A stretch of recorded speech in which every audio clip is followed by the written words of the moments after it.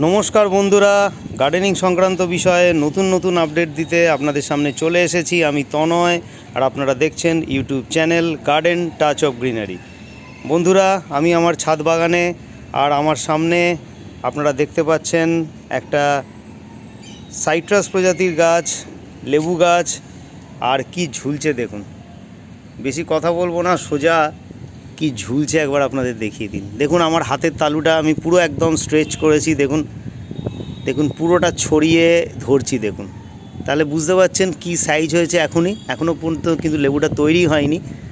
কি লেবু বুঝতেই পারছেন, বলার অপেক্ষা রাখে না। এত বড় লেবু যখন হাতে করে ধরে দেখিয়ে দিলাম, কারণ অনেক সময় অন ক্যামেরা বোঝা যায় না লেবুর সাইজ দেখে যে এটা কোনো মাল্টা প্রজাতির লেবু না বাতাবি লেবু। কিন্তু এটা যেহেতু আমি হাত এত বড় করে দেখিয়ে দিলাম, এটা নিশ্চয়ই মাল্টার লেবু নয়। মাল্টা লেবু এত বড় হয় না, এটা বাতাবি, অবশ্যই বাতাবি, এবং বিরাট বড় সাইজের বাতাবি হয়েছে। প্রথম দিকে সত্যি কথা বলবো, যে দু একটা ফল হয়েছিল সেগুলোতে কিন্তু বাতাবির ফ্লেভার বা টেস্ট কিন্তু অত ভালো ছিল না। টক ভাব ছিল, ভেতরটা অতটা লালচে ভাব ছিল না, সাদা সাদা ছিল।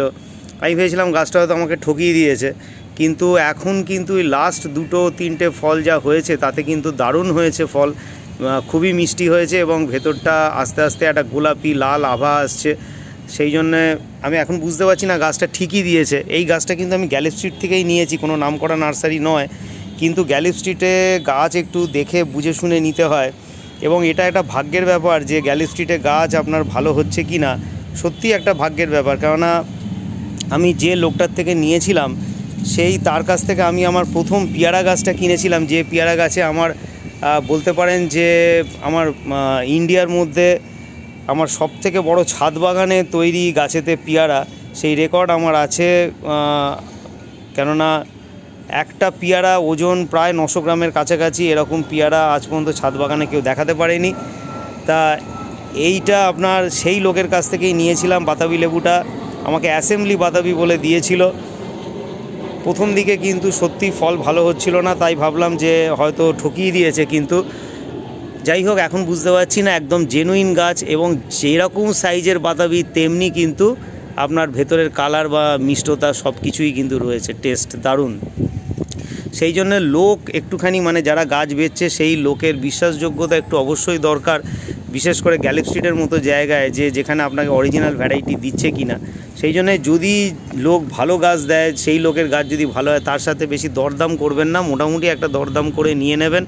জানবেন যে 2 পয়সা হয়তো বেশি লাগতে পারে, কিন্তু কোয়ালিটি বা জিনিসটা কিন্তু ভালো হবে। কেন ফল গাছ আপনার কাছে বাগানে বহুদিন থাকবে, এটা কিন্তু 1-2 দিনের ব্যাপার না। ফুলের গাছ না যে ফুল একটু ছোট হলো বড় হলো, কিন্তু আপনি খাবেন, আপনার বাড়ির লোকেরা খাবে। সেই জন্য ফল গাছ কিন্তু অবশ্যই একটুখানি বিশ্বাসযোগ্য লোকের থেকে নেবেন, একটু দাম বেশি হলেও নেবেন, কিন্তু যাতে বলবেন এইভাবে যে যাতে আমার ভ্যারাইটিটা ভালো হয় ভাই, আমি কিন্তু তাহলে তোমার থেকে পরে আবার অনেক গাছ নেবো।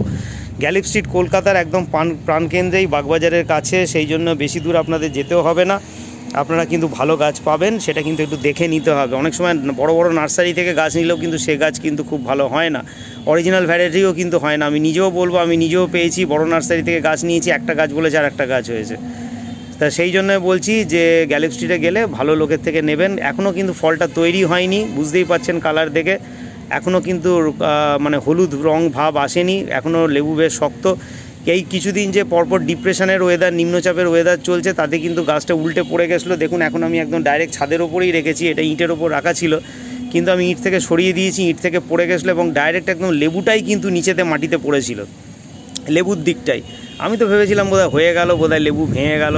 এইভাবে এর আগে একটা লেবু নষ্ট হয়ে গেছিলো একটু বড় অবস্থায়, কিন্তু যাই হোক ওপরওয়ালার অনেক দয়া, তাই কিছু হয়নি, লেবুটা কিছু হয়নি। প্রথম দিকে একটু নরম নরম লাগছিল, আমি ভেবেছিলাম বোধহয় ডাল ফাল কিছু লেবুটা ক্ষতি হলো বোধহয়, কিন্তু এখন দেখছি না, লেবুটা শক্তই রয়েছে, আস্তে আস্তে শক্ত হয়ে গেছে বৃষ্টির জল পেয়ে। এখানে একটা ছোট, এটা বেশি বাড়ছে না, দেখা যাক। আর এইখানে আর একটা রয়েছে দেখুন, এইটাও একটু নরম নরম মাঝে মাঝে লাগছিল, এখানে ডালটা একটু ভেঙে গেছিলো, আমি একটুখানি এখানে অপারেশন করে দিয়েছি, দেখুন একটুখানি ভালো করে বেঁধে দিয়েছি দড়ি দিয়ে, যাতে, আর তার আগে এখানে একটা দড়ি দিয়ে বেঁধেছি, ঠিক ডিপ্রেশনে ঝড় আসার আগেই বেঁধেছিলাম, কি ভাগ্যিস, না হলে তো ডাল ভেঙে পড়ে যেত। এখানে একটা ভাড়েতে ঝুলে গেছিলো ডালটা, সেই জন্য আমি এখানে একটা বেঁধে দিয়েছিলাম। তা যাই হোক, গাছটা খুবই ভালো হচ্ছে। এই লেবু কাটলে অবশ্যই আপনাদের তার একটা রিভিউ দেবো, দেখাবো তখন আর একটা ভিডিও করে। বন্ধুরা আজ তাহলে এই পর্যন্তই, পরের ভিডিওতে আবার আপনাদের সাথে দেখা হবে। ততক্ষণ সবাই খুব ভালো থাকবেন, সুস্থ থাকবেন আর অবশ্যই থাকবেন গার্ডেন টাচ অফ গ্রিনারির সঙ্গে। নমস্কার।